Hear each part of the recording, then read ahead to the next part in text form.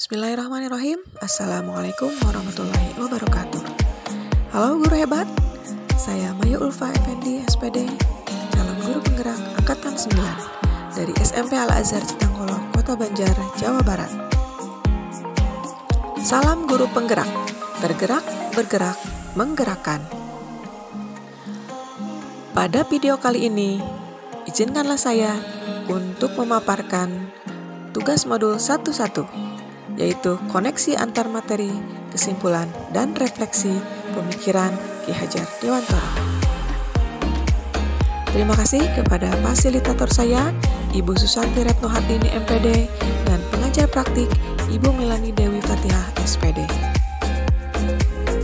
Yang saya percaya tentang murid dan pembelajaran di kelas sebelum saya mempelajari modul 1.1. Pertama, pembelajaran hanya berfokus pada aspek kognitif saja. Yang kedua, pembelajaran hanya berfokus pada guru atau teacher-centered. Yang ketiga, pembelajaran harus dilakukan di dalam kelas. Dan yang berubah dari pemikiran dan perilaku saya setelah mempelajari modul 1.1, pertama, keberhasilan belajar tidak hanya dilihat dari aspek kognitif saja. Yang kedua, pembelajaran berpusat pada murid atau student-centered. Yang ketiga, belajar tidak harus dilakukan selalu di dalam kelas. Pemikiran dan perilaku saya berubah karena keberhasilan belajar tidak hanya dilihat dari aspek kognitif saja. Menurut Ki Hajar Dewantara, yang berkenaan dengan budi pekerti atau watak dan karakter merupakan perpaduan antara gerak pikiran, perasaan, dan kehendak atau kemauan sehingga menimbulkan tenaga.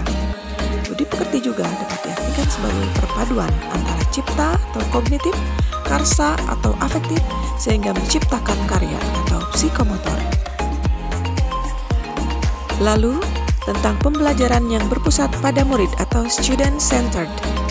Peran pendidik diibaratkan seorang petani atau tukang kebun yang tugasnya merawat beragam tanaman sesuai kebutuhannya agar tumbuh dan berbuah dengan baik. Tentu saja, perbedaan jenis tanaman akan beda perlakuannya.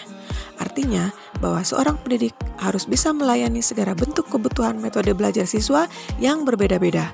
Artinya, semuanya harus berorientasi pada anak.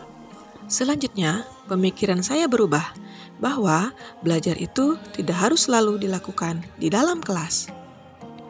Hal ini berkaitan dengan merdeka belajar yang digabungkan dengan proses eksplorasi, elaborasi, dan konfirmasi.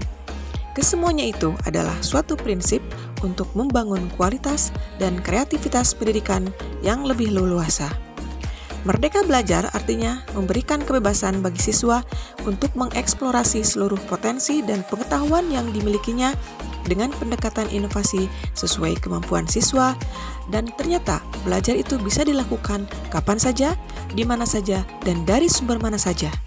Sehingga paradigma dalam metode pembelajaran di lingkungan pendidikan tidak lagi bersifat konvensional. Yang dapat saya terapkan agar pembelajaran saya mencerminkan pemikiran Ki Hajar Dewantara. Yang pertama, menyajikan pembelajaran yang menarik dan menyenangkan. Yang kedua, memberikan kemerdekaan belajar. Yang ketiga, menerapkan sistem Among. Dan yang keempat, pembiasaan budi pekerti. Demikian paparan dari saya tentang tugas modul 1.1 yang berjudul Koneksi Antar Materi, Kesimpulan, dan Refleksi. Terima kasih sudah menyaksikan video ini. Assalamualaikum warahmatullahi wabarakatuh.